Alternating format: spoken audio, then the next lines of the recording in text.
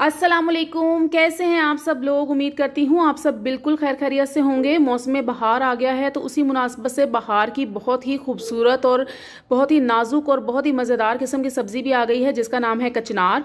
तो ये हम गोश्त में, कीमे में, चिकन में, फ़िश में बना के खाते हैं। हत्ता कि हम इसको सादा भी बना के खाएँ तो इसकी ग़िज़ाई अफवादियत और ज़्यादा बढ़ जाती है बजाय के गोश्त में बनाने से।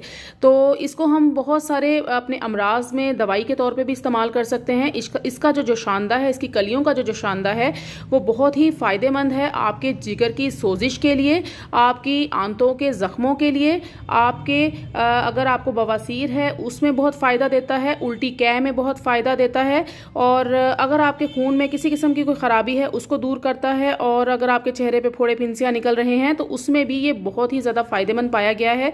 और इसके अलावा अगर आपको बवासीर वगैरह है तो उसमें भी इसका इस्तेमाल बहुत ही मुफीद है।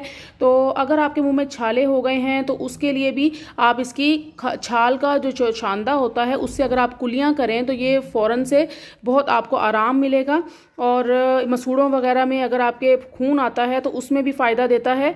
और इसके अलावा अगर आपके जिस्म में कहीं पे गुठली हो गई है, कोई क्लॉट्स जम गए हैं तो इसका जोशांदा पिएं, उससे ये डिज़ोल्व हो जाएंगी। जहाँ बड़ी बड़ी एंटीबायोटिक्स काम करना छोड़ देती हैं वहाँ पे ये इसकी कलियों का जो जोशांदा है वो बहुत फ़ायदेमंद साबित होता है, क्योंकि ये एंटी इन्फ्लेमेटरी है। तो ये बहुत ही ख़ास है। और आजकल जैसे कि वायरस आया हुआ है तो उसके हिसाब से भी, कोरोना वायरस के हिसाब से भी अगर आप इसको पिएं तो आपके जिस्म में क़ुव्वत मदाफ़ियत पैदा होती है। अगर आपको खून की ख़राबी है, आपके खून की ख़राबी को दूर करता है। अगर आपके जिस्म में खून की कमी है तो उसको भी ये पूरा करता है। इसमें बहुत सारे वाइटमिन्स, मिनरल्स और आयरन इसमें पाया जाता है, जिसकी वजह से भी ये अपनी अफवादियत आप रखती है। और इसके अलावा अगर आप इसको महफूज करना चाहते हैं, वैसे तो फ्रेश खाने में जो फ़ायदा है वो है ही है, तो वो भी आप देख लीजिए कि इसको कैसे हम 1 साल तक महफूज कर सकते हैं। इस तरह से मैंने कचनार ले ली और इसके अंदर इस तरह से ये जो फूल होते हैं इसको हम निकाल लेंगे। और ये इस तरह डंडी के ऊपर ये सारे इसकी कलियां लगी हुई होती हैं, इन डंडियों के ऊपर से ये कलियां इस तरह से तोड़ तोड़ के हम सारी अलहदा कर लेते हैं। और जितने भी इसमें फूल है उनको हम निकाल लेंगे। जो ज़रा कम खिले हुए फूल होते हैं उनको आप रहने भी दें, मतलब जो हल्के हल्के फूल ऐसे नज़र आ रहे होते हैं उनको बेशक रहने भी दें तो कोई मसला है, लेकिन जो खिल रहे होते हैं ना, खुल रहे होते हैं, उनको निकाल दें। इस तरह से सारे हम सेपरेट कर लेंगे। और इसको बहुत ही अच्छे तरीके से हमने वॉश करना है, क्योंकि इसका अगर आप जोशांदा पीना चाहते हैं ना तो इसका आप जोशांदा भी, इसको जब हम ब्लांच करेंगे तो इसके जोशांदे को भी आप इस्तेमाल कर सकते हैं। जिगर के मरीज़ के लिए, जिसके मतलब ख़राबी होती है खून के लिए, फोड़े फिंसियाँ वगैरह निकलते हैं उनके लिए, बवासीर के लिए, जो कि मैंने सारा कुछ पहले बताया है।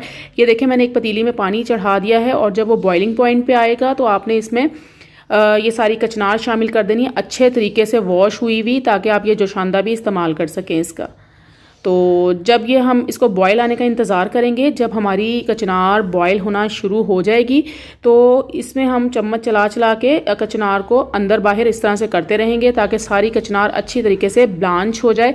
हमने बेसिकली इसको ब्लांच करना है, बॉयल नहीं करना। इसको सिर्फ 1 से 1.5 मिनट तक आपने उबलते हुए पानी में रखना, इससे ज़्यादा बिल्कुल भी नहीं रखना, वरना ये बहुत ज़्यादा नरम हो जाएगी, जो हमें नहीं चाहिए। देखें इस तरह से हम थोड़ी सी देर के लिए इसको बॉयल होने देते हैं।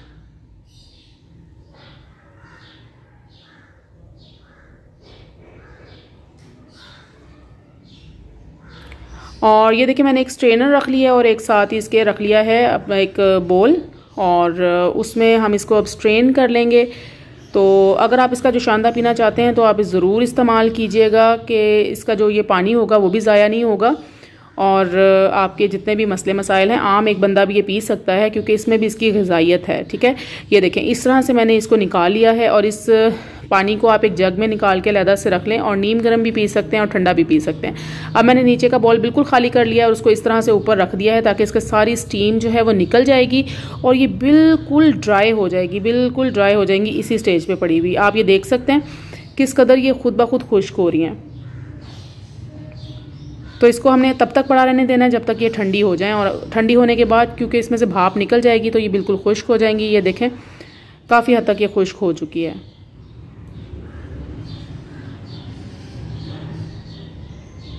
अभी मैंने एक फ्राइंग पैन लिया है, आप अपनी क्वांटिटी के हिसाब से कोई भी बर्तन ले लीजिएगा और उसमें थोड़ा सा हमने बस ऑयल शामिल करना है। 2 टेबलस्पून ऑयल शामिल किया है, 1 टीस्पून इसमें मैंने लाल मिर्च डाली है।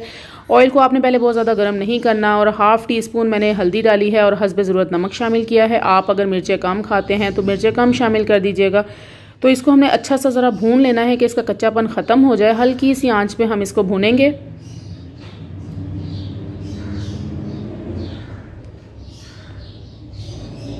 ये देखें, अब इसके देखिए कच्चापन ज़रा ख़त्म हो जाए।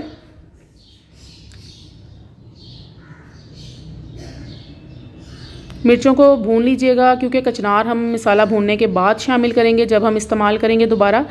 तो अगर ये मिर्चों का कच्चापन रहेगा तो जब आप दोबारा से इसको इस्तेमाल करेंगे तो फिर ये होगा कि इनका कच्चापन आएगा।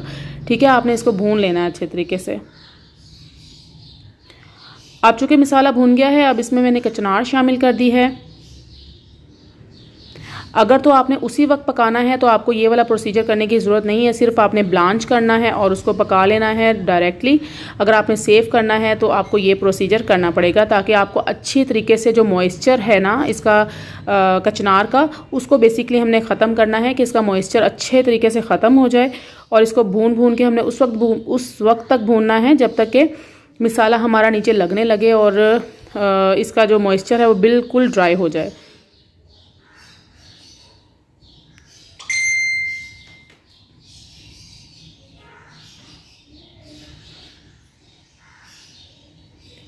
और आपने इसको यहाँ छोड़ के बिल्कुल भी नहीं जाना है कि ये बिल्कुल जल ना जाए, या आपने ब्लांचिंग के टाइम पे भी उसी टाइम वहीं पे मौजूद रहना है। और फटाफट से आपने इसका ब्लांचिंग का भी प्रोसीजर पास खड़े होके करना है और इसके फ्राइंग का भी प्रोसीजर पास होके खड़े करना है। और इसको मुसलसल हम हिलाते रहेंगे ताकि ये जले नहीं। और चूँकि मिर्चें हैं, सिर्फ मिर्चें डली हुई हैं, तो वो भी जलने का खदशा होता है।